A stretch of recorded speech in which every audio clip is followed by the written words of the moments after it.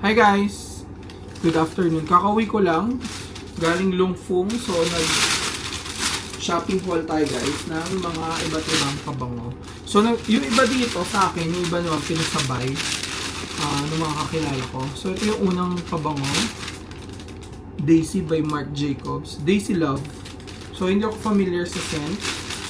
And then, next, Daisy by Marc Jacobs. Next naman natin is Sui na pabango. Mura lang to, 200 plus lang to. And then ang ganda ng nito, ng bottle. Unicorn siya. Nice. And then next one is Versace Men.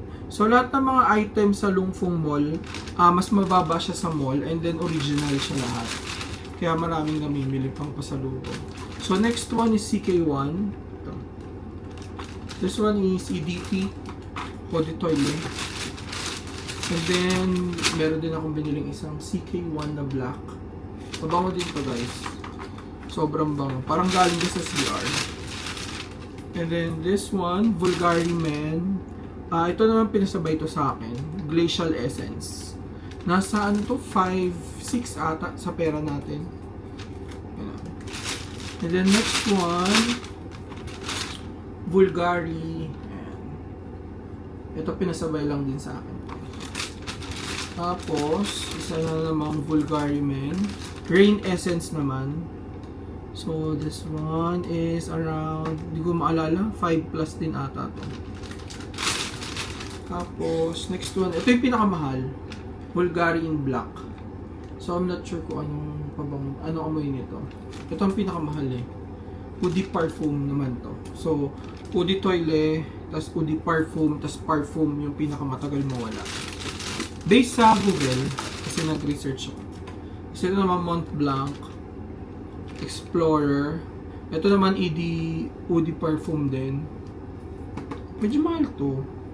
Tapos, this one is Versace Eros. Ito naman sa akin.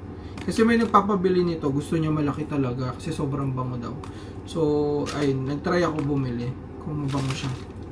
And then, para sa sister ko naman, ito, pasalubong. Eclat.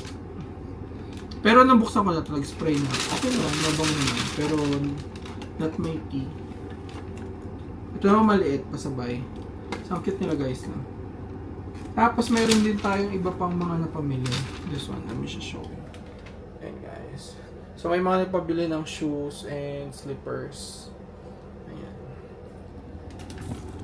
So yun guys, thank you for watching. So titignan ko pa kung ano pa yung mga masya-shopping ko here in TST Hong Kong. So thanks guys, bye bye.